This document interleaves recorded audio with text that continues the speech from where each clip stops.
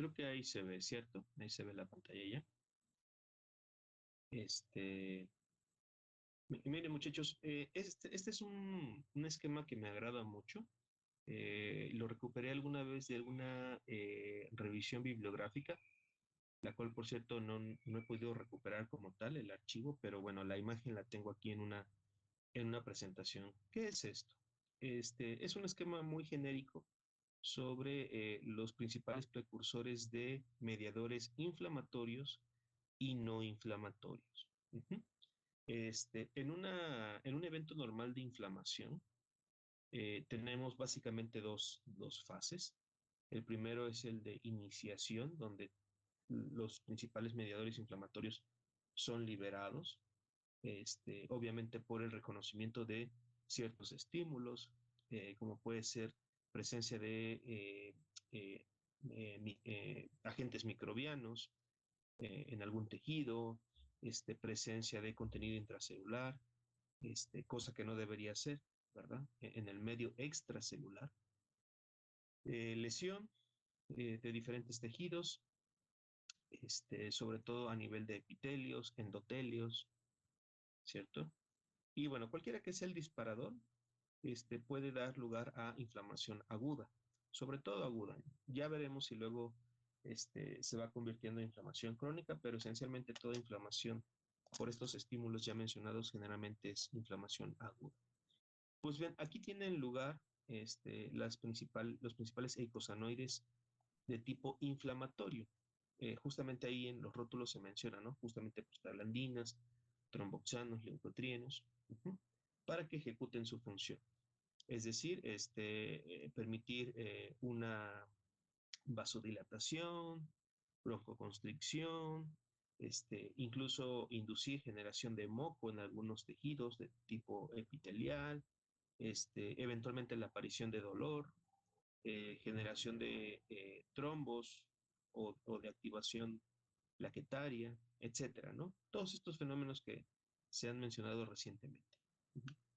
Pero después de esto, conforme se vaya avanzando en resolver, en montar la inflamación y que los agentes inductores vayan desapareciendo, es decir, que el microorganismo pues, sea eliminado por células de la inmunidad innata, todo esto, retirar del medio contenido intracelular por fagocitosis, ¿sí? Todos los mecanismos que ya se echaron a andar, poco a poco se va limpiando la zona de los inductores de la inflamación, con lo que de a poco empieza a darse la fase de resolución de la inflamación. ¿Sí? Y aquí intervienen otro tipo de mediadores también de la inmunidad innata, como son lipoxinas, resolvinas, protectinas y marecinas. Estas últimas tres, por lo menos, no se habló de ellas en la exposición, por eso yo se los comparto en esta ocasión. Uh-huh. Lo interesante es que encontramos que en realidad son tres los precursores de estos componentes. Ya habíamos hablado, o ya se había hablado en la clase anterior del ácido araquidónico. El ácido araquidónico tiene, este, tiene 20 carbonos, por eso no está mal decir que si provienen del ácido araquidónico, los diferentes mediadores ya mencionados, entonces son eicosanoides, dado que el prefijo eico sugiere 20, ¿sí? 20 carbonos. Entonces, el ácido araquidónico es la versión poliinsaturada con 4 insaturaciones del ácido eicosanoico. Entonces, en estricto sentido, estamos bien al decir que tromboxanos, prostaglandinas y leucotrienos son eicosanoides porque provienen o tienen su origen más elemental en en el ácido eicosanoico que después, tras modificaciones, pudiera convertirse en ácido araquidónico. Uh-huh. Y siguiendo un poco el patrón de colores, este, tromboxano, prostaglandinas y leucotrienos, estos chicos son típicamente, eh, um, ¿cómo se llama? Proinflamatorios, ¿sí? Proinflamatorios. Vemos por ahí, no sé si logran ver en la imagen, algunas enzimas como COX-1, COX-2, cuando COX-1 es, ya decíamos, constitutiva, una enzima constitutiva en muchas células, y COX-2 este, es inducible, sobre todo en células de la inmunidad, ¿de acuerdo? Entonces, bueno, pero básicamente hacen lo mismo, llegan a promover la formación de tromboxano, en primera instancia A2, luego podría convertirse en B2. Y para las prostaglandinas, la mayoría de ellas, este, dar lugar a la forma base, por lo menos, ¿no? Que es la prostaglandina H. Y bueno, aquí obviamente los esquemas son muy, muy sencillos, muy simplificados. Eh, por ahí mencionaron que había enzimas específicas para generar una prostaglandina E, una prostaglandina I, una prostaglandina F, etcétera. Bueno, ahí ya hay que recordar eso, ¿sí? Que hay enzimas específicas para el último detalle, ¿de acuerdo? Este, am, pero bueno, esencialmente COX-1 y COX-2 estaría al inicio de la formación tanto de los tromboxanos como de prostaglandinas. Luego la 5-lipoxigenasa, que ahí la vemos también dando origen a los leucotrienos, este, también en su mayoría inflamatorios. Hay algo que no les dije y de hecho creo que no se mencionó mucho en la clase anterior, pero la prostaglandina E, chicos, es de las típicamente inflamatorias. Tiene varios receptores para ejecutar su función, pero se ha descrito en recientes años que eventualmente la prostaglandina E puede también comportarse como antiinflamatoria. Al parecer, esto no tiene que ver necesariamente con cantidad, sino más bien con temporalidad de la respuesta. Es decir, al inicio, si está presente prostaglandina E, se va a comportar un, este, como un mediador inflamatorio. Conforme siga estando presente y se vaya resolviendo la inflamación, empieza a tornar funciones hacia lo antiinflamatorio. Es un caso curioso porque las otras sí son muy, muy inflamatorias, F, D, pero la prostaglandina E parece ser que cambia o muta un poco su función simplemente por el tiempo en el cual la está ejecutando, ¿no? Y bueno, ya para ir cerrando esta parte, porque no me quiero alargar mucho, mencionar que hay una 15-lipoxigenasa que da lugar a las lipoxinas. Este grupo sí deriva del ácido araquidónico. Creo que sí lo mencionaron en la clase anterior. Pero la lipoxina ya se comporta como antiinflamatorio. Sigue siendo un derivado del ácido araquidónico, por consecuencia también es un eicosanoide, pero ya tiene más bien funciones de tipo antiinflamatorio, que en todo caso estarían respondiendo a una fase posterior de la iniciación de la inflamación misma. Uh-huh. Y bueno, lo que se me hace también muy, muy interesante es que hay otros dos ácidos grasos que se desprenden desde la membrana, que es el ácido eicosapentanoico, que no es otra cosa más que otro ácido de 20 carbonos, simplemente que este tiene hasta 5 insaturaciones, ¿sí? Abreviado como EPA, por ahí lo pueden encontrar en la literatura, sobre todo que proviene del inglés como EPA, y a través también de una 5-lipoxigenasa me da lugar a un grupo de moléculas llamadas resolvinas, ¿sí? Resolvinas de la serie E. Estas resolvinas también tienen actividad antiinflamatoria y aparecen después de todo lo que sea inflamatorio. Y digo todo lo que sea porque entiéndase que junto con prostaglandinas, leucotrienos, y si estamos hablando de la actividad de plaquetas tromboxanos, adicionalmente a esto hay otras moléculas y mediadores de tipo inflamatorio que no son eicosanoides, ¿no? Son citocinas, factores de crecimiento, etc. Uh-huh. Entonces, bueno, aquí lo interesante es que tenemos otros mediadores también derivado de un ácido graso y un ácido graso de 20 carbonos, Entonces, en estricto sentido, estas resolvinas también son eicosanoides, porque derivan, es cierto, del ácido eicosapentanoico, un ácido de 20 carbonos con 5 insaturaciones, pero pues de 20 carbonos al final de cuentas. Ajá. Y luego finalmente los mediadores que derivan del ácido docosahexanoico, abreviado como DHA. Este tipo de ácido graso es diferente al ácido arquidónico y el ácido eicosapentanoico porque este último, el DHA, tiene 22 carbonos. ¿Sí? Tiene 22 carbonos, tiene 6 insaturaciones, este, y, y bueno, a partir de aquí se toma también como molde para que tras una serie de enzimas, eh, eh, 12 lipoxigenasa, 15 lipoxigenasa, etcétera, da lugar a tres grupos más de mediadores, que son resolvinas de la serie D, protectinas y maresinas. Estas dos últimas, por cierto, a mí me cuesta luego mucho trabajo encontrarlas en la literatura, pero bueno, aquí se aprecia. ¿De acuerdo? Pero bueno, este último grupo, el de resolvinas, protectinas y maresinas, derivados del ácido docosahexanoico, en estricto sentido ya no son eicosanoides, ¿sí? En todo caso serían docosahanoides, perdón, ¿sí? O derivados del ácido docosahexanoico. Pero bueno, se mencionan aquí porque son mediadores no necesariamente de la inflamación, sino de la resolución de la inflamación.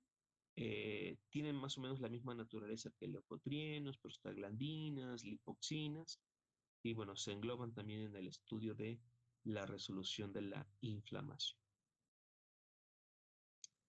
¿De acuerdo? Profe. ¿Alguna pregunta hasta aquí? Sí, bueno, como comentario, y bueno, no sé si esté bien o esté mal, ya me dirá usted. Por ejemplo, Ujú. en el caso de las prostaglandinas, o sea, o sea, su liberación o su síntesis puede ser estimulada, por ejemplo, por la histamina, que también está involucrada en estos procesos de inflamación y que también comparte características, por ejemplo, que en la clase pasada mencionaban lo de aumento de la permeabilidad vascular y es por esto, o sea, tanto ya sea de las prostaglandinas y de la histamina que en estos procesos de inflamación, por este aumento de la permeabilidad vascular, que luego se generan los edemas, ¿no? Por ejemplo. Sí, este podría ser un primer inductor. Hay más, desde luego. Hay algo que no les he dicho porque no corresponde a los tópicos de este curso, pero ya que estamos hablando de inflamación, sepan muchachos que hay dos tipos de respuesta, la innata y la adaptativa. Dentro de la innata, que es justamente esto que estamos mencionando, esto son todos aquellos mecanismos muy genéricos, ¿sí? Poco específicos, pero que tienen un primer impacto sobre esos primeros estímulos, que pueden ser de tipo externo o internos, como liberación de contenido intracelular o otros mediadores, como usted menciona en el caso de la histamina, ¿no? Bueno, sepan que este tipo de mediadores son inducidos de forma también muy genérica. Histamina, ¿no? Pero la histamina puede liberarse por diferentes, a su vez, diferentes, tiene otros disparadores, ¿sí? Que un alergeno, que antígenos parasitarios, ¿no? Entonces, eh, es bastante genérico. En este sentido, he de decir que histamina, antígenos microbianos, otro tipo de citocinas inflamatorias, TNF, por ejemplo, interleucina 6, también son disparadores de el inicio de la respuesta, la liberación de estos mediadores. Y cosa interesante, este, este tipo de mediadores puede también eventualmente, no todos, pero eventualmente pueden seguir contribuyendo en la proliferación y liberación de las primeras moléculas que dispararon la síntesis de prostaglandinas, leucotrienos, ¿no? Un poco como en forma de loop, en forma cíclica, el mediador A induce la liberación de mediador B y mediador B, dependiendo de la intensidad de la inflamación, puede seguir contribuyendo a más liberación del mediador A.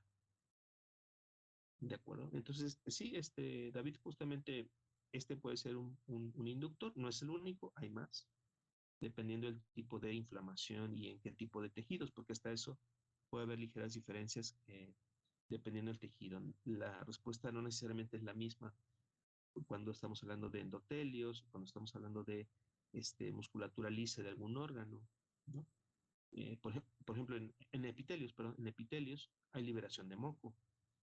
En musculatura lisa no se precisa de liberar moco, no hay forma de liberar moco, pero sí se puede hacer contracción del tejido, generación de dolor, etcétera, etcétera.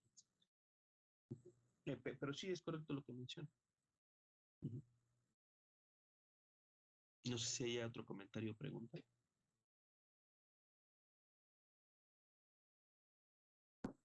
¿No? Entonces déjenme pasar a lo siguiente porque tengo varias. Otra lámina por compartirles. Déjenme, esta lámina está mal, está aquí sobrepuestos algunas imágenes. Les comparto otra, denme un segundo.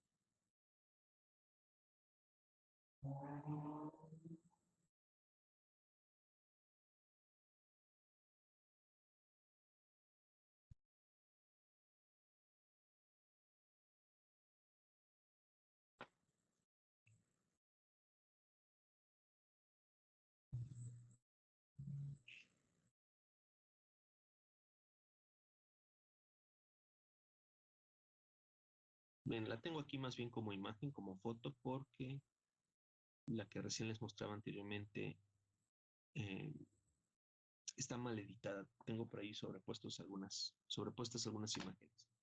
Miren, esto es parte del resumen para, por lo menos, tromboxanos y prostaglandinas. Y ya con esto termino de redondear la idea. Este es un resumen. Miren, tengo aquí el ácido araquidónico que se desprende de la membrana de la célula en cuestión. Insisto, esta puede ser cualquier tipo de membrana, excepto eritrocitos, que por ahí se estuvo mencionando mucho. Y uh, este ácido araquidónico que se desprende de los fosfolípidos de la membrana es cortado por la fosfolipasa A2, que provee de sustrato a COX-1 o COX-2, dependiendo la célula. Si es una célula cualquiera, probablemente sea COX-1 la que esté teniendo actividad. Si es una célula del tipo inmunitario, probablemente sea la COX-2 la que esté modificando a este ácido araquidónico. No es sorpresa de que los antiinflamatorios no esteroideos, sobre todo los salicilatos, ¿no? Ácido acetilsalicílico y todos sus derivados, inhiban a COX-1 y COX-2. De ahí que, bueno, tenga actividad antiinflamatoria, la aspirina o el ácido acetilsalicílico, uh-huh, y contribuya a disminuir la inflamación y sea un antiagregante o pueda contribuir como un antiagregante, debido a que si frustramos la actividad que puede tener COX-1 y COX-2, eventualmente nunca vamos a llegar a la formación de tromboxanos A2, que ya decíamos que tiene participación en la agregación plaquetaria. Ajá. Entonces, de ahí la actividad que tiene el ácido acetilsalicílico. La prostaglandina H2 es un precursor, no necesariamente tiene una actividad per se. En la prostaglandina H2 es como un precursor, todavía no es una prostaglandina a liberarse, sino, insisto, es un precursor para todas las demás. Tras la actividad luego de isomerasas específicas de tejido, dependiendo cuál sea el tejido, si es endotelio, si es epitelio, si es musculatura lisa, etcétera, se van a dar las diferentes prostaglandinas, ¿no? Diferentes modificaciones. No me voy a meter mucho en detalle estructural, simplemente decirles que desde la COX, desde la actividad de la COX, ya hay un proceso de ciclaje, de generar anillos en la estructura del ácido graso, con lo cual se van perdiendo las insaturaciones de las 4 que teníamos con el ácido araquidónico, solamente nos quedamos por ahí con 2. De ahí que justamente, no sé si esto lo mencionamos en la clase pasada, el subíndice para tromboxano A2, prostaglandina D2, prostaglandina E2. Sí, ese 2 en su índice hace alusión al número de dobles enlaces que aún mantiene la estructura. Ujú. Bueno, ok. Este, insisto, sin meterme mucho en el detalle, noten que permanece ciclada la molécula. Por ahí ligeras variaciones, por ejemplo, para la prostaglandina I2, que se generan hasta 2 anillos por ahí. Ajá. Pero fuera de eso, ligeros matices, ¿no? Las posiciones de los OHs, posiciones de los dobles enlaces, ¿de acuerdo? Posiciones de grupo ceto, etcétera, ¿no? Ligeros matices son los que dan lugar a todas estas, incluyendo al tromboxano A2, ¿de acuerdo? Existen diferentes receptores que ahí se mencionan, TP-alfa, TP-beta para tromboxano, DP1 y CRTH2 para prostaglandina D2.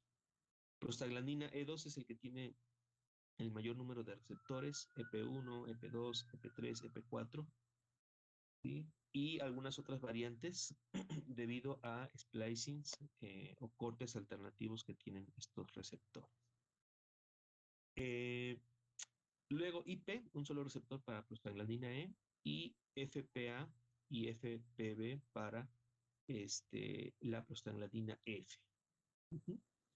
Y los tejidos sobre los que tiene acción, ¿sí? Desde plaquetas, células de la musculatura lisa de los vasos, también macrófagos, riñón, ¿sí? En el caso de tromboxanos, mastocitos, ahí dice mast cells, son mastocitos en castellano, cerebro y vías aéreas para la PG2, que por cierto, este es de las típicamente inflamatorias a nivel de mucosas. Uh-huh. Para la prostaglandina E, cerebro, riñón, células musculares de la vasculatura lisa y plaquetas. Uh-huh. Bastante genérico, la prostaglandina E2. Prostaglandina I, endotelio, plaquetas, riñón, cerebro, células musculares de la vasculatura lisa, células musculares lisas de la vasculatura, perdón. Y para F, útero, vías aéreas, ojos y también células lisas musculares. ¿De acuerdo? Entonces, están bien repartiditas. Ya aquí la imagen no me indica en dónde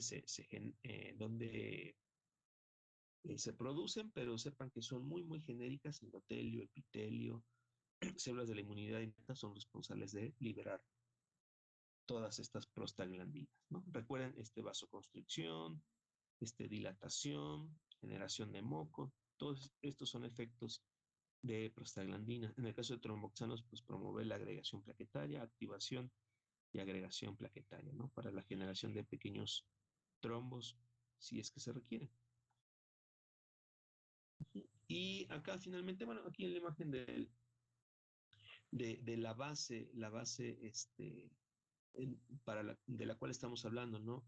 Hay un ácido que es el ácido prostanoico, que es básicamente el ácido eicosanoico, pero ciclado, de lo cual tras algunas modificaciones, sí, podemos llegar a las diferentes prostaglandinas según las hemos visto, ¿no? Bueno, sepan que la base estructural radica sobre el ácido prostanoico. Aquí en ningún momento pasamos por el ácido prostanoico, pero sí hemos copiado esa estructura, ¿no? A partir del ácido araquidónico y luego hacia prostaglandina H, ¿sí? Bueno, es la prostaglandina H y luego todas las demás esencialmente se quieren parecer al ácido prostanoico, ¿no? Pero esa es la base estructural sobre la cual estamos hablando, ¿no? Y eventualmente para el tromboxano se va a generar un anillo piranósico, haciendo alusión obviamente al anillo pirano, que ya saben es el de 6 lados. Sí me gustaría hacer una distinción y decir que es anillo piranósico y no solamente anillo pirano, porque anillo pirano, aunque alude a lo mismo, pudiera confundirse con la estructura cíclica de los carbohidratos, ¿no? Aquí vamos a decir anillo piranósico, para referirnos a la estructura cíclica, sobre todo el caso de los tromboxanos. Uh-huh. Y bueno, no sé si hay alguna pregunta hasta aquí, chicos. Nada más quería sacar este resumen. ¿Alguna pregunta, algún comentario?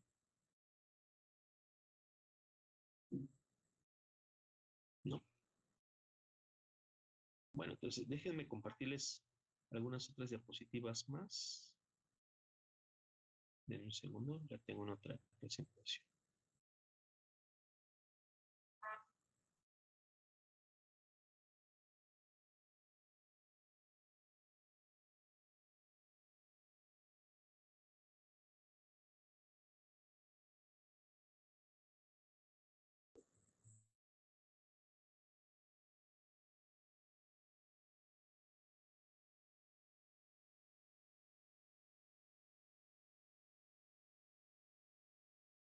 Para los chicos que van a exponer, les comento, no se preocupen.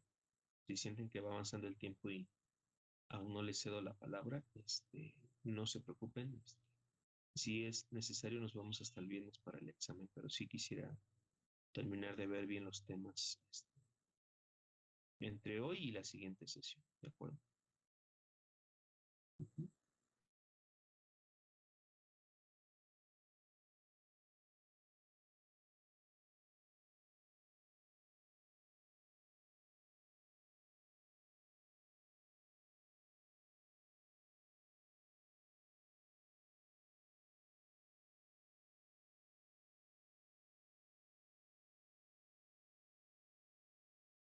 Miren, muchachos, ahora les quiero hablar un poco de el colesterol y su síntesis, y eventualmente también la síntesis de los ácidos biliares. No sé si recuerdan, creo que lo comentamos por ahí en su momento en la etapa de digestión de los lípidos. Hay dos transportadores para los esteroles, ¿eh? Ojo, y digo esteroles y no solamente colesterol, esteroles. Todo aquello que tenga una estructura muy parecida al colesterol seguramente ha de ser transportada y absorbida por estas dos proteínas. La primera es la NPC1L1 o proteína tipo Niemann-Pick C1. Y la segunda son las proteínas ABC que provienen bueno, su traducción sería complejo de unión de ATP G5G8. Sí, esto es por su acrónimo en inglés, ¿no? Binding Complex sería la pronunciación para ABC, ¿sí? Es complejo de unión, Binding Complex, de la ATP G5G8. Bueno, sea como sea, las proteínas ABC o la NPC1L1 son proteínas de transporte de los esteroles. De hecho, por ahí ya habíamos mencionado a la ABC, no sé si recuerdan, durante el proceso, el transporte inverso del colesterol. Este tipo de transportador es el que saca el colesterol de las células para cederlas a las partículas HDL. No sé si por ahí recuerdan esa parte. Este, este transportador es el que provee la salida de colesterol. Ajá. Está repartido en varios tejidos, en intestino, desde luego, y en hígado serían los lugares más representativos. Por lo siguiente, en el intestino para la absorción de los esteroles, ¿no? Cualquiera que sea. Y en el intestino, por la liberación de también unos esteroles, que no es colesterol meramente, sino sales biliares. Las sales biliares estarían también liberándose a partir de hígado a través de estos transportadores para ser vertidos o ser vaciados a la luz intestinal y contribuir en la emulsificación de los lípidos. Ujú. ¿De acuerdo? Entonces, bueno, estos transportadores tienen importancia para eso, para recuperar esteroles desde la digestión o para vertir esteroles, en este caso concretamente sales biliares, hacia la luz intestinal. Ujú. Hay dos mecanismos moleculares para regular la expresión de estas proteínas o de estos transportadores. El primero es el factor de transcripción receptor hepático X, abreviado como LXR, en la literatura sí lo pueden encontrar, ¿sí? Que tiene como impacto modular la expresión de los genes de estos transportadores, ¿de acuerdo? Es decir, a mayor expresión de este receptor LXR, bueno, mayor expresión de genes transportadores, ¿sí? Menor expresión de este factor, menor expresión de los transportadores, y así se puede modular un poco. Uh-huh. Esto sucede preferentemente en hígado, ¿sí? Y no tanto en intestino. Y también tenemos genes que responden a este tipo de factores de transcripción este, que están regulados por secuencias llamadas elementos de respuesta a esteroles, abreviado como SRE por sus siglas en inglés. ¿Sí? Elementos de respuesta a esteroles son regiones, no son proteínas o moléculas, son regiones, son segmentos en regiones promotoras este, de, de los genes de estos transportadores para que ahí se dé lugar la unión de factores de transcripción que puedan modular la expresión de dichos transportadores. Fíjense que aquí con lo que estamos jugando es con la expresión de estos transportadores.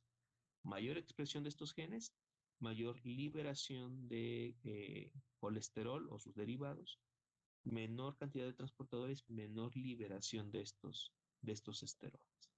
Ese es el juego más o menos. Por cierto, este es un mecanismo que está echado a andar todo el tiempo. Vamos a suponer que una persona tiene problemas de colesterol, empieza a acumular mucho colesterol en hígado. Bueno, uno de los mecanismos es mayor liberación de estos, mayor síntesis de estos transportadores y entonces se puede dar la liberación de colesterol, sobre todo en forma de sales biliares.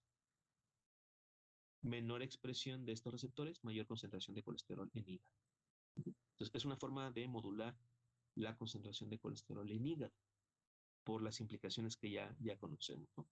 Esteatosis, hígado graso, todo esto.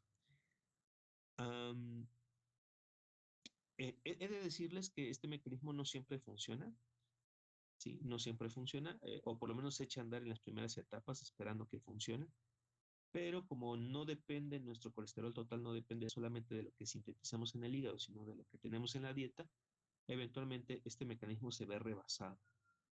Y entonces, de forma muy regular y muy común, pues tenemos a personas con colesterol en concentraciones altas, ¿verdad? Difícil de estabilizar, porque por desgracia nuestro colesterol no depende de lo que sintetizamos, insisto, sino de lo que ingerimos en la dieta. Pero sepan que el hígado no se queda con los brazos cruzados, pretende modular la cantidad de colesterol que se va produciendo.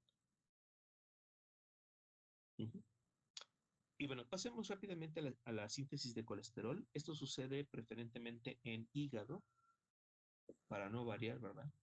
Sucede en hígado. Me iré un poquito rápido. La intención no es tanto fijarnos en el detalle de las reacciones, sino que vayamos viendo de forma genérica, en un panorama amplio, lo que está pasando. Y de una vez me adelanto en lo que va a suceder aquí. ¿De qué va la síntesis de colesterol? Va de condensación de carbonos. ¿Sí? El colesterol tiene por lo menos 27 carbonos, entonces hay que llegar a una estructura que sea por lo menos de ese tamaño, ¿no? Entonces necesitamos una materia prima de carbonos. ¿Cuál es esta materia prima? Moléculas de acetilcoenzima A, como pueden ver en la parte superior izquierda, ¿sí? Por una acetoacilcoenzima A tiolasa hay una primera condensación, ¿sí? Con dos moléculas de acetilcoenzima A. Acetilcoenzima A y acetilcoenzima A, 2 y 2, me da lugar a 4 carbonos y entonces se me genera un acetoacetilcoenzima A. ¿De acuerdo? Voy condensando, no pierdan de vista eso, hay una condensación de carbonos. Se va sintetizando una molécula cada vez más grande de carbonos. En una segunda reacción, insisto, esto sucede en el hepatocito, en una segunda reacción, se va a añadir un tercer acetilcoenzima A por medio de una enzima llamada 3-hidroxi-3-metilglutaril coenzima A sintasa o sintetasa. ¿De acuerdo? Va de nuevo 3-hidroxi-3-metil-glutaril CoA sintasa. Ahora, si este nombre les parece un poco amplio, bueno, lo podemos mencionar en su forma resumida, HMG CoA sintasa, por si lo encuentran también como con este nombre, HMG CoA sintasa. ¿De acuerdo? Esta segunda enzima mete un tercer acetilcoenzima, con lo cual ya tenemos una molécula de 6 carbonos, pero añadiendo un grupo OH a la estructura, para dar lugar, insisto, a este 3-hidroxi 3-metilglutaril CoA. ¿De acuerdo? Aquí de momento estos detalles pueden pasar un poco desapercibidos, chicos. La adición de este grupo H, etcétera. Pero a mí lo que me interesa realmente es ir contando los números de carbonos, ¿no? Y aquí llevamos 6 carbonos, de los cuales uno, por cierto, se desprende como un grupo metilo, lo podrán notar ahí arriba, ¿sí? Queda como un grupo metilo. Entonces, va a ser importante porque eventualmente va a dar lugar a las pequeñas ramificaciones. ¿De acuerdo? Entonces, fíjense, partimos de 2 coenzima A, luego una tercera añadida y tenemos en este punto una molécula con 6 carbonos. Muy bien. Luego vamos a pasar a reducir a este 3-hidroxi-3-metilglutaril coenzima A con 2 moléculas de NADP reducido por medio de la enzima 3-hidroxi-3-metilglutaril coenzima A, pero ahora es reductasa. ¿Sí? Ya no es sintetasa, sino reductasa. ¿De acuerdo? También podemos abreviar el nombre de esta enzima como HMG-CoA reductasa. ¿De acuerdo? Ahora me voy a detener aquí un momentito. No me interesaría tanto esta enzima si no fuera porque es un blanco para el tratamiento de colesterol, el incremento de colesterol. No sé si se acuerdan de las estatinas, chicos. Por ahí se mencionó quizás a las estatinas durante la hipertrigliceridemia, hipercolesterolemia, sobre todo para este último, la hipercolesterolemia. La HMG-CoA reductasa es la enzima que es inhibida por las estatinas. Ah, caramba, ¿y por qué?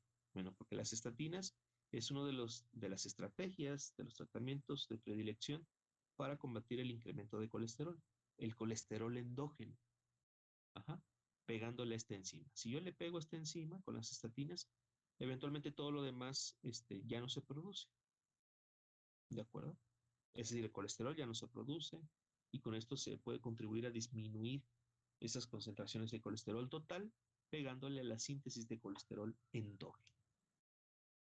¿De acuerdo? Entonces, esta enzima ya la habíamos mencionado, 3-hidroxi-3-metilglutaril, CoA reductasa o HMG-CoA reductasa. ¿Va que va?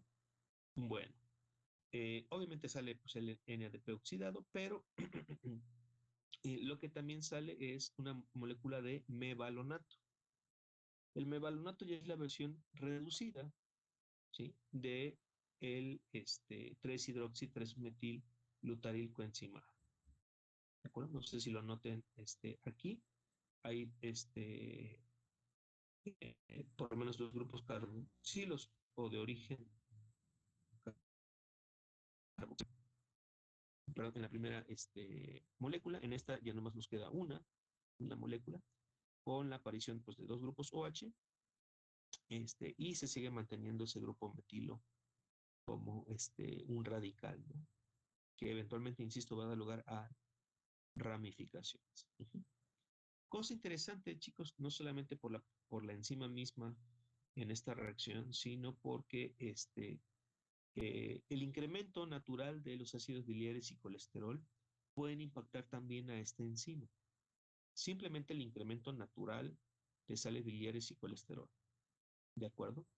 En otro intento por regular la misma síntesis de colesterol, los incrementos moderados de y de sus sales biliares tienen impacto en este punto de su síntesis para frenar la ruta, frenar la síntesis. Insisto, por desgracia, estos mecanismos se ven rebasados porque no dependemos solamente de lo que hagan mis enzimas, sino de la ingesta, ¿verdad?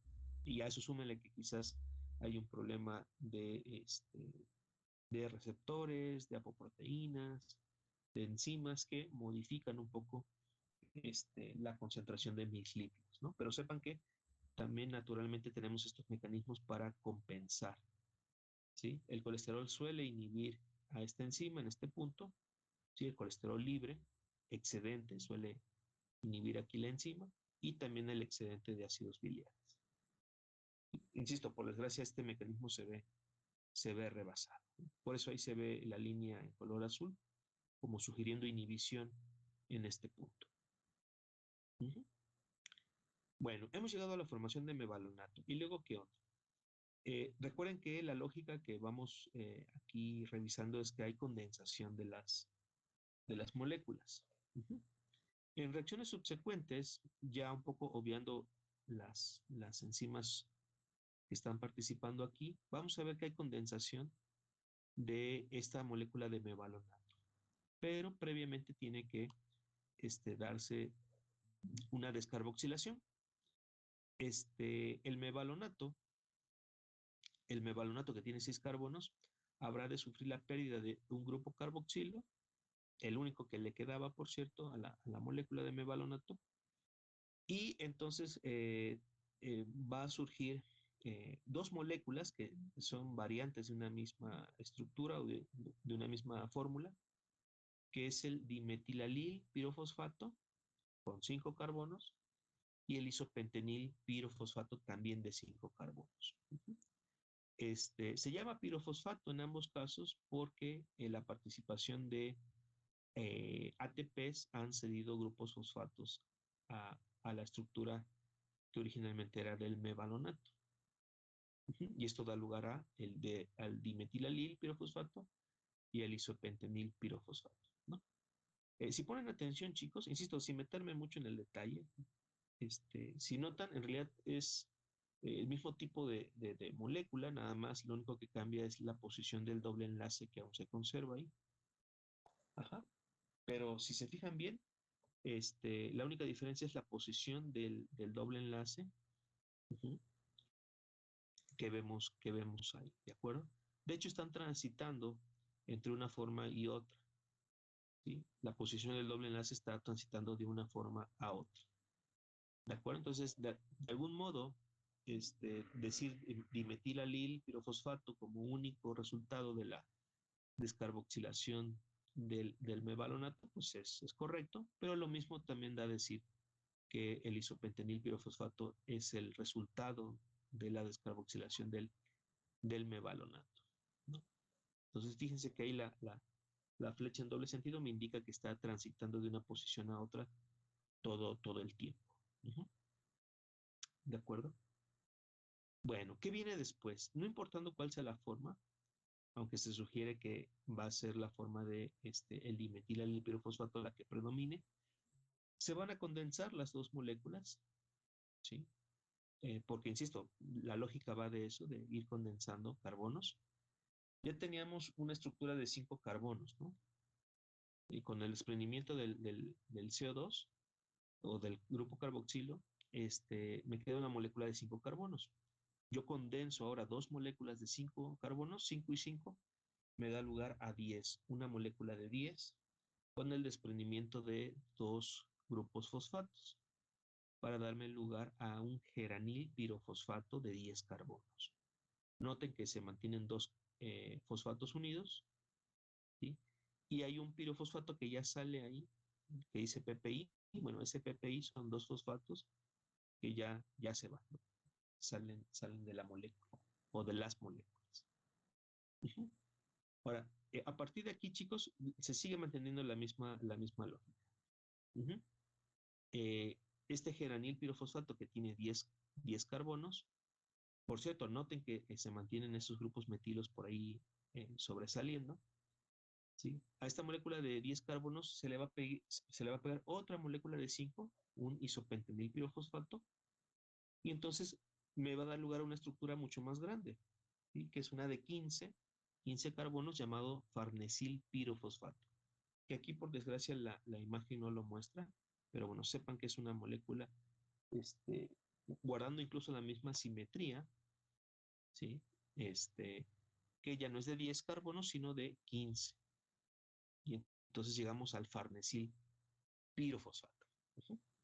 Y yo creo que aquí el hepatocito dijo, pues si ya fui añadiendo bloques, ¿verdad? Bloques de 5 carbonos, ¿por qué no ir añadiendo ya de 15 y de 15? Y al llegar a la forma de farnesil pirofosfato, el hepatocito dice, pues 15 y 15, pues ya de una vez 30, ¿no? Y ya llego a algo un poco más sofisticado, ¿no? Y entonces al unir un farnesil y otro farnesil, pirofosfato por una reacción de óxido reducción utilizando un NADPH, llegamos a la forma de un escualeno. El escualeno pudiera considerarse el- la base ya propiamente del colesterol, de la estructura última del colesterol.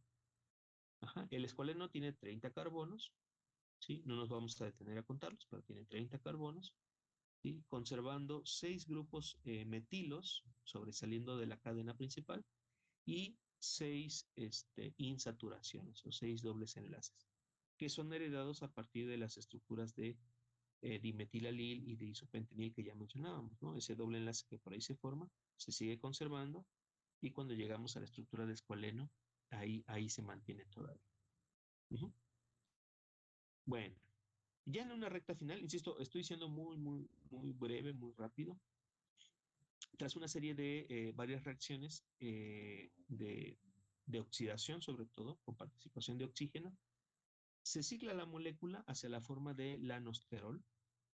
Se pierden 3 carbonos, no se especifica ahí en la imagen, pero se pierden 3 carbonos, ¿sí? Y se da una forma cíclica, que ya es la forma base del ciclo pentano-peridorfenantreno, que se conserva con esta forma de lanosterol y que eventualmente se hereda hasta la forma de colesterol libre.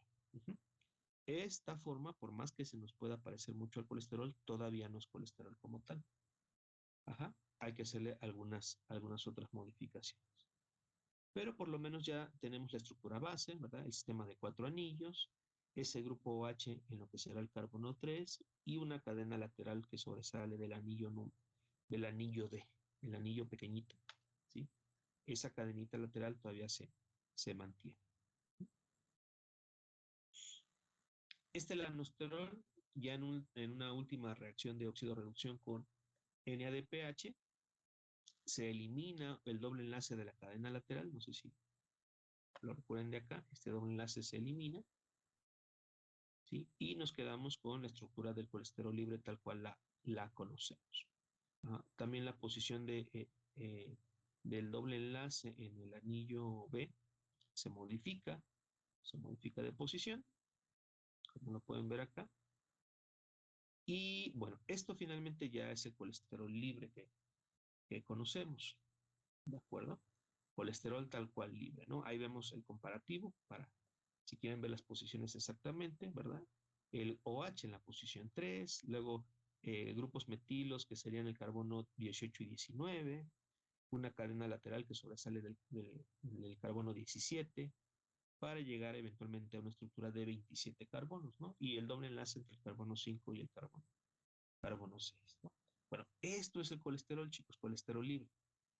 Lo que venga después ya es secundario, pues, pero ya tenemos colesterol, ¿no? ¿Qué podría venir después? Bueno, la esterificación. Pégale un ácido graso, ¿dónde? Pues en el carbono 3 de la estructura. Uh-huh. En el carbono 3 de la estructura.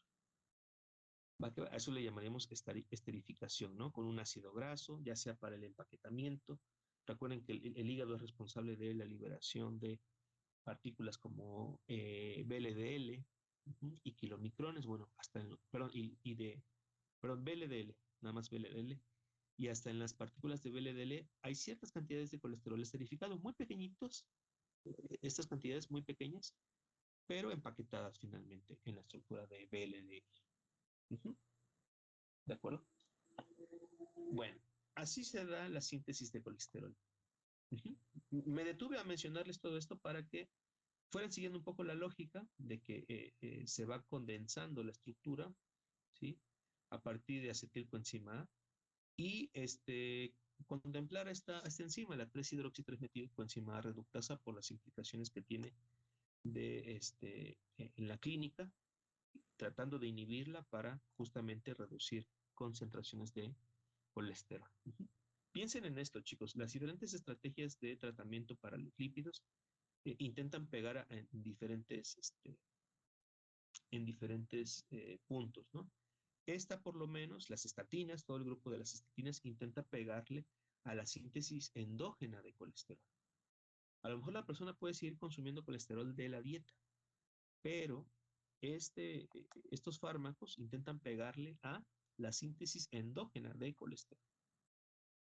Y no olviden que todo esto deriva de acetilcoenzima, que creo que ya se los he dicho, hay un vínculo importante entre acetilcoenzima A, que puede ser el resultado de la oxidación de ácidos grasos o de carbohidratos.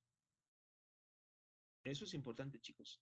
Si yo tuviera un excedente de consumo de calorías por carbohidratos o por lípidos de tipo triglicéridos, mi colesterol se puede incrementar. ¿Sí? Ah, caramba, ¿y por qué? Bueno, porque el vínculo es acetilcoenzima A. Excedentes de acetilcoenzima A me puede llevar a una mayor producción de colesterol. ¿De acuerdo? ¿Me van siguiendo hasta aquí, chicos? No sé si hay alguna pregunta.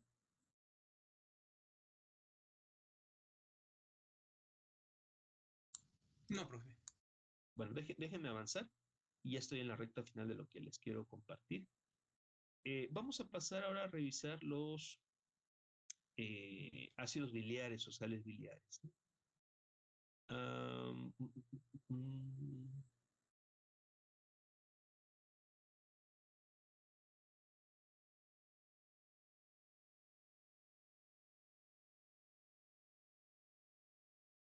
sí, ok, bueno, rápidamente. Miren, entonces tenemos el colesterol, ¿de acuerdo? En este caso ya sea de origen endógeno o exógeno, capturado por el hígado, pero tenemos colesterol. ¿Qué vamos a hacer con este colesterol? Bueno, el colesterol tiene diferentes funciones, ¿recuerdan? Se inserta en las membranas lipídicas, es el precursor de hormonas sexuales, y en este caso vamos a revisar la síntesis de sales biliares, ¿sí? Sales biliares o ácidos biliares, teniendo como base esta estructura. Muy bien. En una primera instancia, perdón por lo pixeleado de la imagen, espero lo puedan visualizar bien.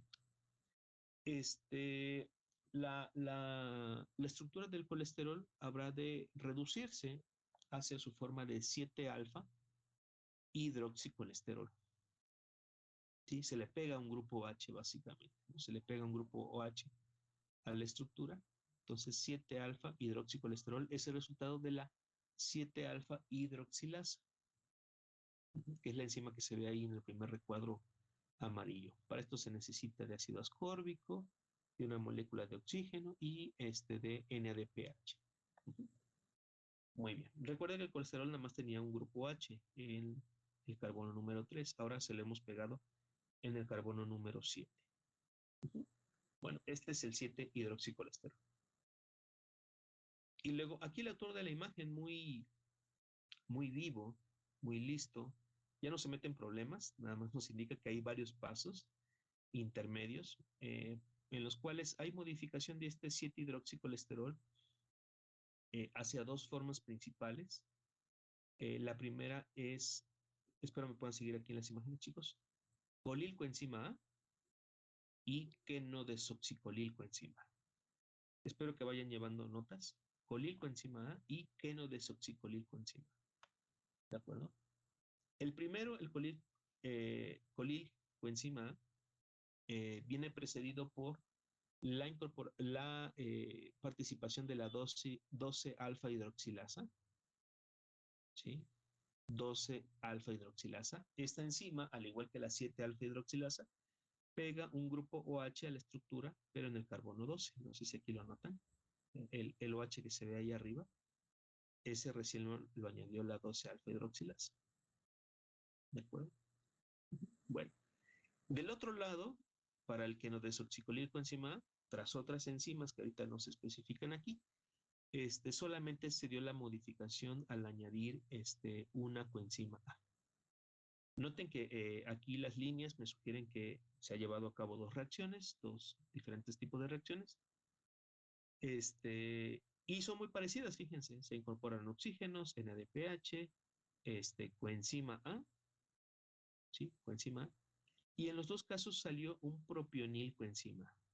Ah, caramba, ¿y ese propionil qué onda? ¿De dónde salió? Bueno, ese propionil, no se hagan mucho problema, sale de la cadena lateral de el 7-hidroxicolesterol. Esto, la colita por aquí, la cadenita lateral, de ahí se toma el propionil coenzima.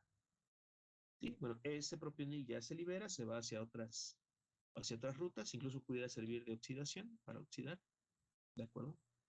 Pero bueno, se aleja.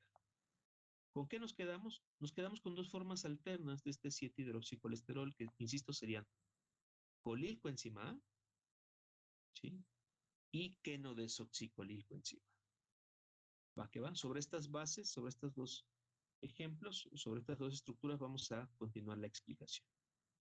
¿De acuerdo? Ahora, dejemos el quenodesoxicolilcoenzima A en stand-by, vamos a dejarlo ahí un momentito y vamos a continuar la explicación solamente con el colilcoenzima.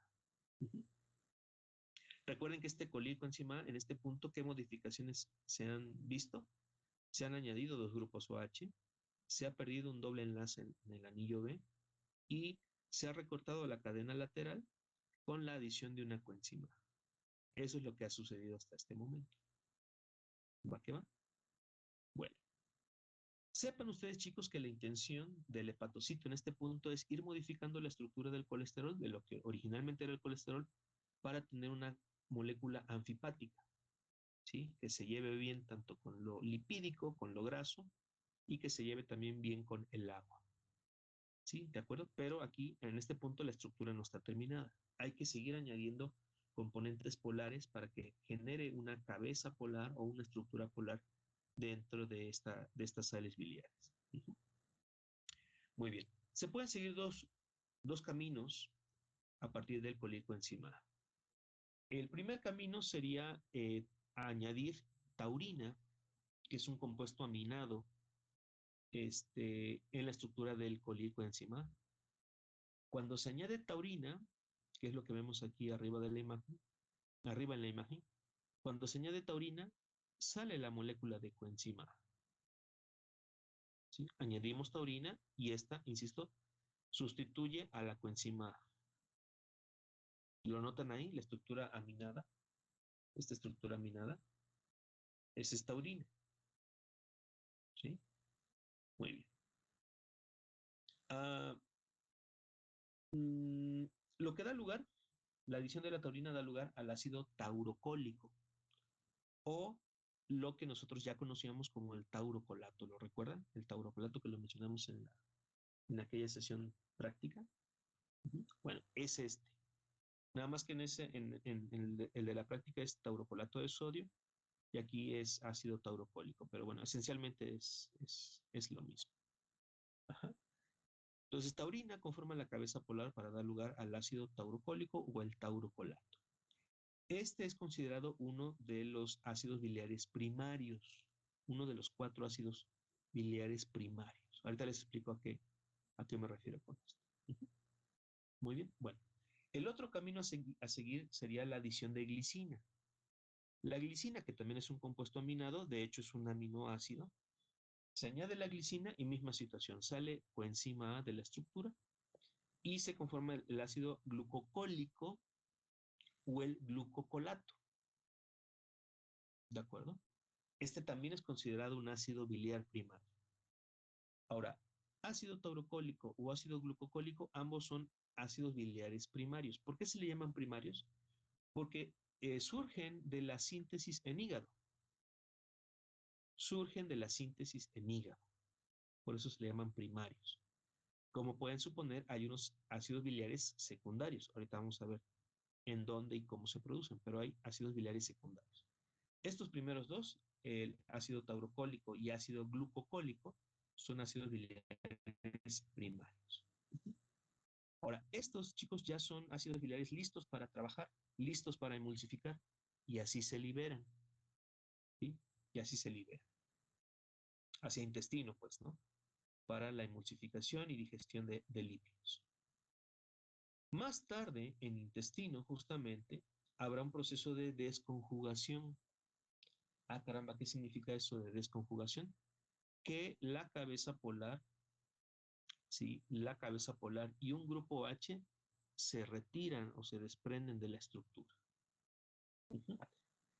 ¿Qué da lugar a esto? Ya sea el taurocolato o el glucocolato, ¿sí? Tras perder a la taurina o a la glicina, nos queda, no importa qué es lo que se haya perdido, nos queda un ácido desoxicólico. junto con una 7 o una deshidroxilación de la posición 7. No sé si notan aquí, por ejemplo, el ácido glucocólico, este OH, este, es el de la posición 7.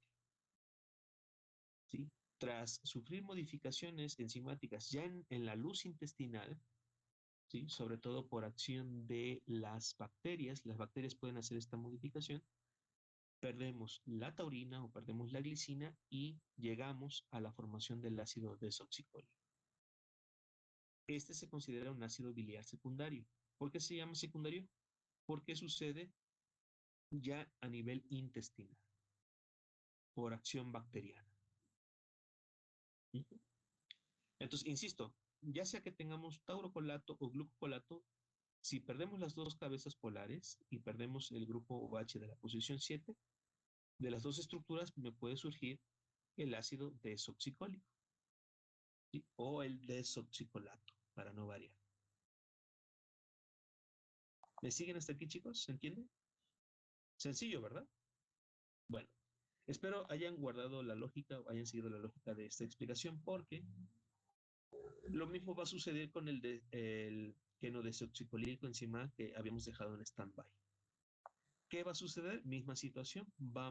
Se va a pegar una taurina y una glicina, ¿verdad? Va a seguir dos caminos, el quenodesoxicolírico enzima para formar, ojo, espero puedan llevar notas y que esto no sea un trabalenguas, va a dar lugar al ácido tauroquenodesoxicólico y el ácido glucoquenodesoxicólico. ¿Qué? ¿Cómo dijo? ¿Cómo es? Va de nuevo. Cuando al quenodesoxicolílico enzima A le pegamos ya sea taurina o glicina, me va a dar lugar al ácido tauroquenodesoxicólico. ¿Se fijan cómo se da la homología con los que ya habíamos visto? Ácido tauroquenodesoxicólico o el ácido glucoquenodesoxicólico. Estos también son ácidos biliares. Aquí no se muestra la imagen, ¿sí? Pero sepan que es esto más taurina, ahí en lugar de la coenzima A, o esto más glicina en lugar de la coenzima A. Aquí el autor ya no los graficó, pero bueno, sepan que es eso. Y este ácido tauroquenodesoxicólico y el ácido glucoquenodesoxicólico son ácidos biliares primarios, es decir, también los produce el hígado y son liberados hacia la luz intestinal para que funcionen emulsificando los líquidos. Ahora bien, si ustedes prefieren, también podemos nombrar a estos ácidos biliares según estén ionizados. Si están ionizados, los podemos llamar como tauroquenodesoxicolato o glucoquenodesoxicolato, si les parece más sencillo, ¿verdad? Bueno, ok. Se vierten estos dos ácidos en intestino, también sufren un proceso de desconjugación, pierden la cabeza polar, ya sea taurina o glicina, y también pierden el grupo OH de la posición 7, es decir, también sufren una 7-alfa deshidroxilación para dar lugar al ácido litocólico, que es un segundo ácido biliar secundario, que por cierto pues también sucede con la actividad bacteriana en intestino. ¿De acuerdo? Resumen y conclusiones de todo esto. ¿Cuántos ácidos biliares efectivos vamos a encontrar aquí? Vamos a encontrar 6, ¿sí? 6. Los voy a enunciar. Primero los de la serie del colilcoenzima A. El primero sería el ácido taurocólico, ácido biliar primario. El segundo sería ácido glucocólico, también un ácido biliar primario. Y tras la desconjugación de ambos, me va a dar lugar a un tercero, que es el ácido desoxicólico. Este ya a nivel de intestino. El ácido desoxicólico nunca surge en el hígado, surge en intestino. ¿Va que va? Esos son los primeros tres. Los primeros dos son primarios, el último que mencioné es secundario. Voy con el de la serie del quenodesoxicólico enzima. El primero sería el ácido tauroquenodesoxicólico, ácido biliar primario. Luego el ácido glucoquenodesoxicólico, también ácido biliar primario. Y el último, el ácido litocólico, es un ácido biliar secundario. Estos 6, chicos, son los principales que tienen acción emulsificante en intestino. ¿De acuerdo? ¿Me siguen hasta aquí? ¿Habrá alguna pregunta?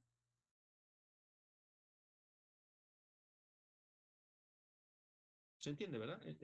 Me parece suficientemente claro. Acá, una imagen que alude a lo que ya decíamos, fíjense el colato o el colil, aquí le faltaría la coenzima A, al parecer ya se retiró, sería colil coenzima A. Bueno, aquí ya se ha desprendido de la coenzima A. La adición de la cabeza polar implicaría que pegásemos esa cabeza polar en donde originalmente estaba la coenzima A. En este caso es glicina, sale una molécula de agua por ahí, y entonces tenemos el glicocolato o glucocolato, o el ácido glicocólico o glucocólico, como hemos mencionado hasta ahora, ¿no? Este sería un ácido biliar primario, ¿verdad? Entonces, aquí se está especificando un poquito más esto, la adición de una cabeza polar, ¿de acuerdo? Ahora bien, el colato, chicos, pudiera tener una actividad emulsificante, no es tan bueno, es mucho mejor el glicocolato, el taurocolato, incluso este, en su forma ya desconjugada, también sería un buen ácido biliar. Algunos consideran que el colato ya en sí mismo tiene una capacidad emulsificante importante. Acá misma situación, ácido cólico o el colato que ya veíamos, el desoxicólico, que sería la forma desconjugada, taurocólico, el aquí abajo, ácido taurocólico con la taurina pegada en la cadenita lateral, y el glicocólico o glucocólico también con la glicina pegada en la cadena lateral. Aquí, por cierto, tiene un error la imagen, le falta un grupo OH en la posición 7. Pero bueno, se la pasamos a la imagen. Pero debería tener ahí un grupo OH. Y luego aquí también el resumen. Aquí se colocan en este primer recuadro todos los ácidos biliares primarios. Fíjense, ácido glicocólico, ácido glucoqueno desoxicólico, ácido taurocólico y ácido tauroqueno desoxicólico, ¿verdad? Esto parece trabalengua, ¿cierto? Pero bueno, aquí están los ácidos biliares. A partir de la desconjugación de ambas series, me va a dar lugar a solamente 2 ácidos biliares secundarios, el desoxicólico, ácido desoxicólico, y el ácido litocólico, que ya mencionábamos hace un rato. Ahora, chicos, fíjense que en todo momento se han preservado grupos polares, ¿verdad? Como son los grupos OH, los grupos amino, grupos carboxilo de las cabezas polares, y en todo momento también se ha conservado pues, la estructura plana no polar de los ácidos biliares, que originalmente pues, pertenecían o pertenecen al ciclo pentano-peridofenatreno, que también compartía el colesterol. Entonces, en todo momento se ha mantenido una parte polar y una parte no polar, que es justamente el éxito de lo anfipático de las sales biliares en el intento de emulsificar a lípidos absorbidos en la dieta. Y bueno, aquí un poco la regulación, chicos, del colesterol. Este sería un tercer mecanismo de regulación de las concentraciones de colesterol, pero por eliminación de ácidos biliares. Fíjense. Decíamos que en el hígado se sintetiza colesterol, ¿cierto? Ya lo vimos hace un rato. Y con la 7-alfa hidroxilasa se encamina el colesterol hacia la formación de ácidos biliares, ¿no? ¿De acuerdo? Así comenzaba todo, ¿lo recuerdan? Bueno, con los transportadores de las proteínas ABC, concretamente ABC G5 y ABC G8, ¿sí? Se libera, es lo que les decía yo hace un rato, se liberan ácidos biliares a intestino, ¿sí? Para que, sobre todo los primarios, en realidad los secundarios tienen poca actividad sobre los lípidos, pero sobre todo los primarios, pues pueden emulsificar los lípidos que van entrando en la dieta, ¿sí? Y conforme avancen hasta intestino grueso, la acción de las bacterias se modifiquen la, la estructura de los ácidos biliares hacia ácidos biliares secundarios, y estos sean los que puedan reabsorberse, ¿sí? Estos se reabsorben y retroalimentan el estado del colesterol, ¿sí? Mayor absorción de ácidos biliares o una proporción de ácidos biliares termina repercutiendo sobre la síntesis de colesterol y entonces se frena esa síntesis de colesterol. Ajá. Y otra proporción, no sé si siguen aquí la flecha, otra proporción se pierde en las heces. ¿Sí? ¿Qué pasó por ahí? Sí, no, justo cuando estábamos viendo lo de hipercolesterolemia familiar, recuerdo que usted Ujú. había dicho que, o sea, que además de, por ejemplo, de alteraciones en el receptor de LDL, podía haber otra que en el que hubiera una alteración o una deficiencia de transportadores de colesterol. O sea, se refería a estos transportadores que hacen que no se puedan liberar los ácidos biliares y que se acumulen en el hígado. Ujú, correcto, sí. Justamente era en deficiencia de transportadores de esteroles, si no me recuerdo, deficiencia de transportadores de esteroles. Sí, es justamente este sería el problema, que estos ABC, G5 y G8 no estuvieran suficientemente expresados, y digo suficientemente porque sí los hay y sí se expresan, lo que pasa es que no en suficiente cantidad, y entonces no hay gran salida de ácidos biliares. ¿Sí? ¿Qué trae como consecuencia esto? Que todo el colesterol se acumule. Y a lo mejor el hígado intenta producir ácidos biliares y por eso también hay trastornos digestivos, porque no hay suficiente liberación de ácidos biliares primarios hacia intestino. Y ustedes pueden decir, híjole, pues qué mala suerte, pues no tendrá una mala digestión de lípidos. Ojalá solamente fuera eso. El asunto es que esta pobre eliminación o pobre liberación de ácidos biliares por estos transportadores va a impedir que hagamos una eficiente eliminación de los excesos de colesterol. Ese es el problema. ¿Por qué? Porque la liberación de ácidos biliares, chicos, en esencia es liberación de colesterol también. Uh-huh. Se liberan suficiente cantidad de ácidos biliares, se está liberando colesterol modificado, digamos. Ajá. Y de esa forma se controlan las concentraciones globales o totales de colesterol. Pero sí, tal cual como lo menciona, hacía alusión a este tipo de transportadores. Ahora bien, estos sirven para vertirlos hacia la luz intestinal y ya en intestino también los reabsorben, ¿sí? Se reabsorben a una pequeña proporción de ácidos biliares para retroalimentar la síntesis de colesterol. Si se absorben muchos ácidos biliares, quiere decir que tenemos suficientes liberados, suficientes ácidos biliares primarios liberados. Con lo cual la lógica es que tenemos suficiente cantidad de colesterol. Entonces, ¿qué hay que hacer? Inhibir la síntesis de colesterol, porque ya estamos liberando suficiente.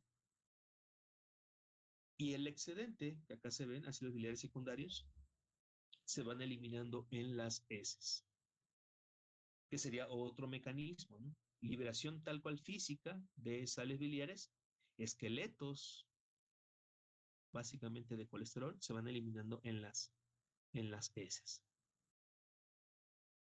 ¿De acuerdo? Entonces vemos por aquí ya hasta 4 mecanismos de regulación del colesterol, ¿sí? Este, los primeros 2 tienen que ver con síntesis, ya decíamos, el caso del factor de transcripción LXR, ese es un primer mecanismo. El aumento de colesterol y ácidos biliares directamente impactarían sobre la HMG-CoA reductasa, segundo mecanismo. Tercer mecanismo, los mismos ácidos biliares eliminados en las heces. Y el cuarto es que la pequeña cantidad que se reabsorbe también, bueno, que sería igual al anterior, impactaría sobre la síntesis de colesterol. ¿De acuerdo?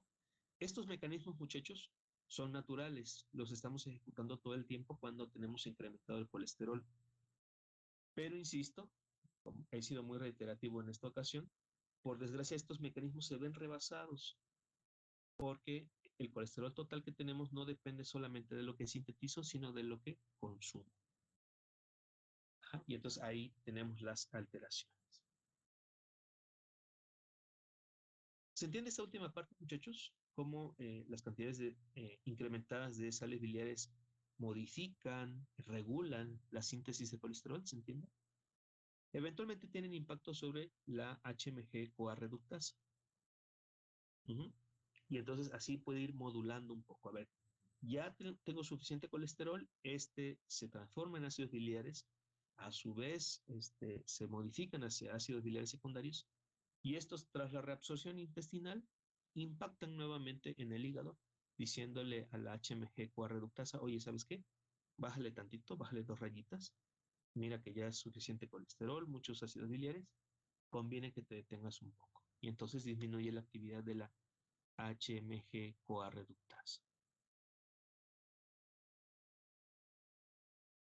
¿Me siguen hasta aquí, muchachos? ¿Alguna pregunta, algún comentario? Bueno, sí, yo otra vez. Por ejemplo, dentro de los tratamientos para igual para la hipercolesterolemia, había uno que eran las resinas y según tengo entendido, estas resinas lo que hacen es disminuir la reabsorción de los ácidos biliares, ¿no? Entonces, o sea, ¿estas actúan sobre estos transportadores o sobre qué actuarían para inhibir esa reabsorción? Sí, bueno, hay varios mecanismos. Están las resinas y están también los bloqueadores. Sí, resinas, bueno, sí, resinas ligadoras. Sí, resinas ligadoras. Estas últimas, por cierto, no sé si eran ustedes, los chicos que participaron en la exposición, este, pero ya están un poquito en desuso, ¿eh? No se están utilizando tanto. Probablemente sean de los más antiguos tratamientos para el colesterol. Ajá. ¿Qué es lo que sucede con estas resinas? Forman complejos, ¿sí? Insolubles con los ácidos biliares, entonces favorecen la eliminación. Si es a este nivel, ¿sí? Pero no afectan propiamente a los transportadores están ahí, pero sí forman complejos insolubles con los ácidos biliares y forzan una mayor eliminación y evitan una mayor reabsorción. No sé si me explico. Es decir, estas resinas se pegan a los ácidos biliares vertidos en intestino, y evita esto, la reabsorción, que en todo momento es natural y una pequeña proporción se mete, ¿de acuerdo? Y entonces forza a que la mayoría de estos biliares se eliminen, ¿sí? Se eliminen por vía, pues, intestinal, ¿no? Que salgan por las heces. Ese es un primer mecanismo. El otro es el de las estatinas que ya mencionábamos, pero ese pega directamente sobre síntesis de colesterol, ¿no? Con HMG o reductasa. Hay un tercer grupo de medicamentos que son los bloqueadores de la absorción de colesterol, concretamente la ezetimiba, que por ahí también se mencionó. Este sí tiene efecto sobre la absorción de los esteroles. Lo interesante de esta ezetimiba es que no repercute en la absorción de otros lípidos, ¿no? Como vitaminas, triglicéridos, ácidos grasos, sino que sí impacta sobre la absorción de los esteroles. Ajá, entonces, estatinas, resinas ligadoras, como usted menciona, David, y la ezetimiba son de los 3 grandes grupos de medicamentos que impactan sobre el colesterol total.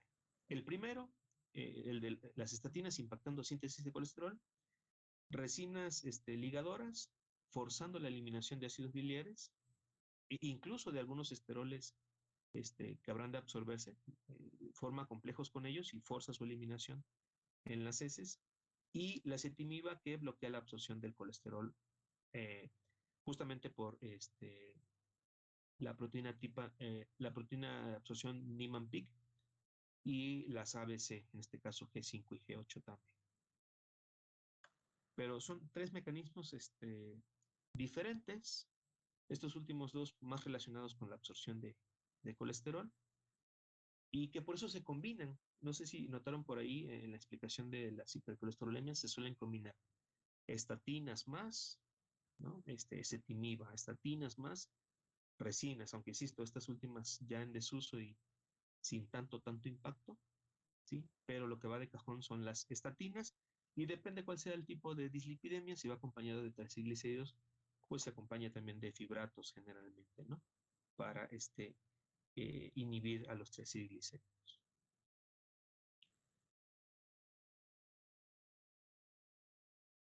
No sé si hay alguna otra pregunta por ahí, chicos.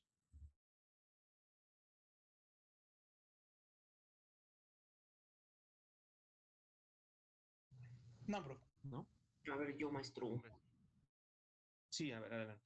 Bueno, no es realmente como tal del colesterol, pero ayer me pareció curioso lo de la taurina. Em,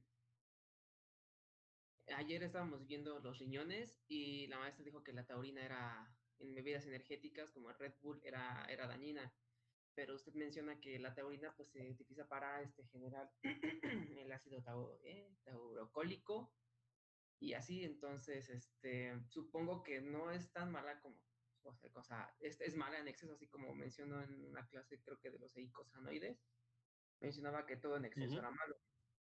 Entonces, supongo que uno no sé si vaya en el siguiente parcial vamos a ver si de alguna manera se sintetiza la taurina o ver cómo reacciona de mejor manera. Sí, es un aminoácido no esencial, ¿no? Partamos de ahí. Lo podemos sintetizar nosotros, lo necesitamos justamente para esta síntesis de ácidos biliares. Concuerdo, en realidad el efecto dañino tiene que ver con los excedentes de taurina. Ahorita no recuerdo exactamente las concentraciones que son tolerables, pero sí esto está sucediendo en pequeñas proporciones, no apenas lo suficiente para la síntesis de ácidos biliares primarios. Recuerden, chicos, bueno, esto quizás no lo sepan, algunos aminoácidos son precursores de neurotransmisores, ¿sí? Y entonces ahí tiene diferentes efectos sobre procesos neurológicos, ¿no? De activación, de inhibición. Eso lo vamos a ver en la parte de proteínas. Pero lo que le puedo decir, Oscar, es que sí la necesitamos, ¿sí? Sí la podemos sintetizar.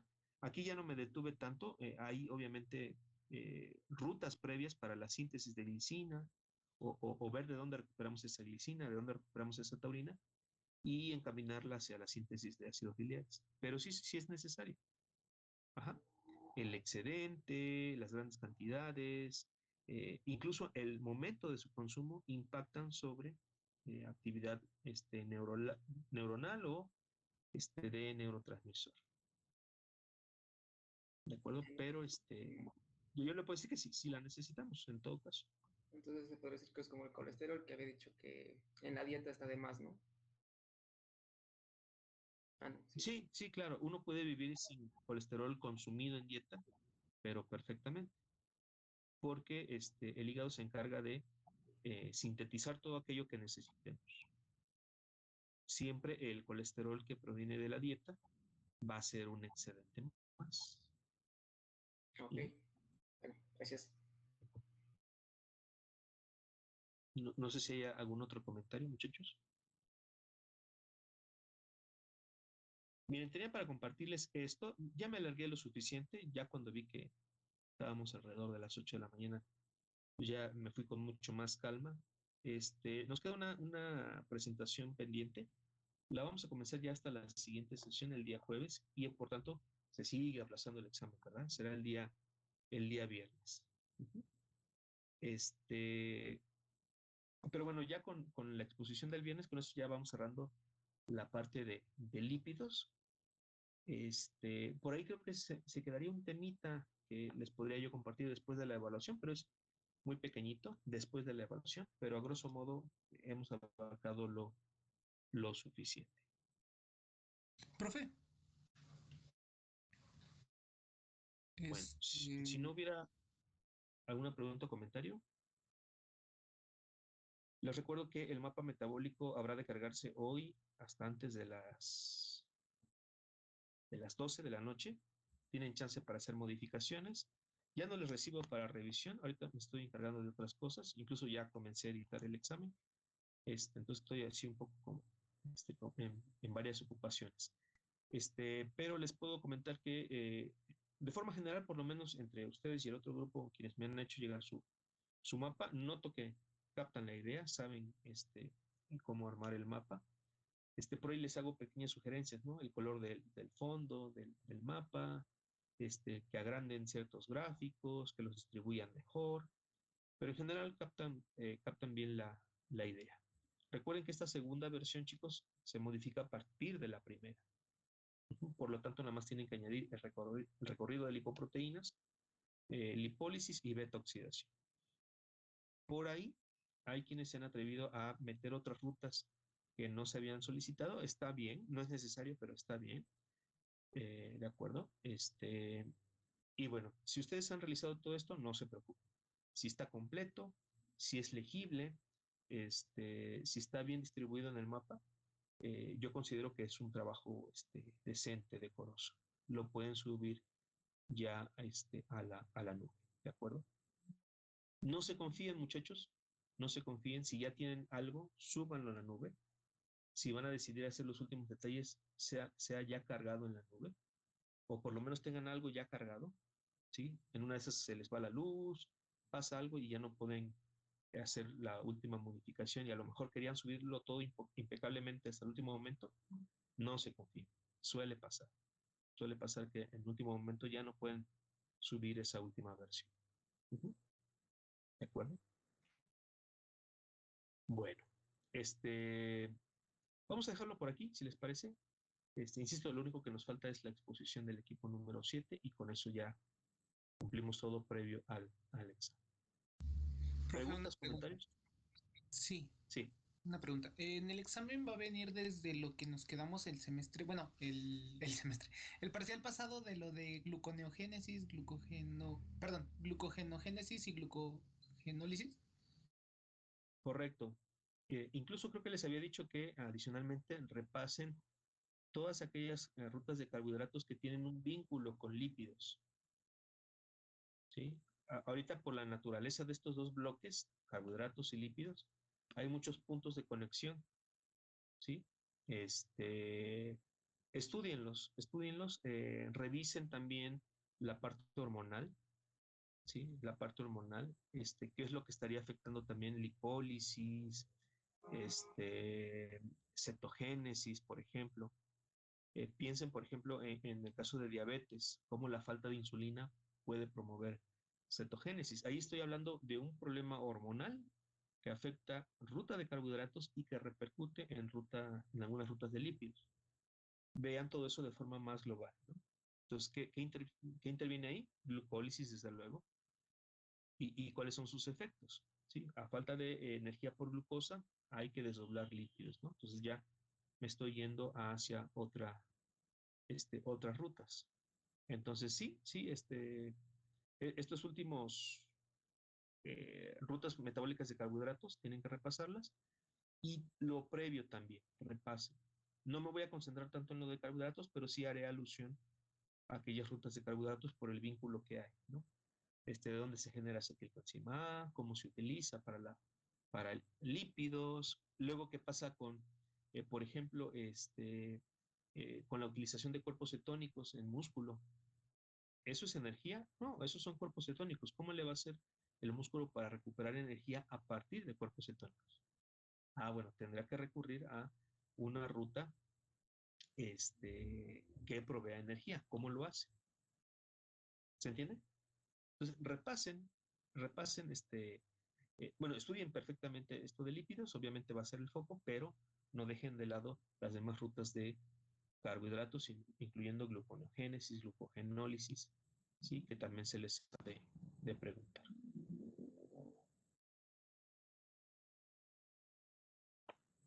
¿De acuerdo? ¿Alguna otra pregunta, muchachos? ¿No? Bueno, ok, entonces lo vamos dejando por aquí. Yo los veo hasta el jueves y,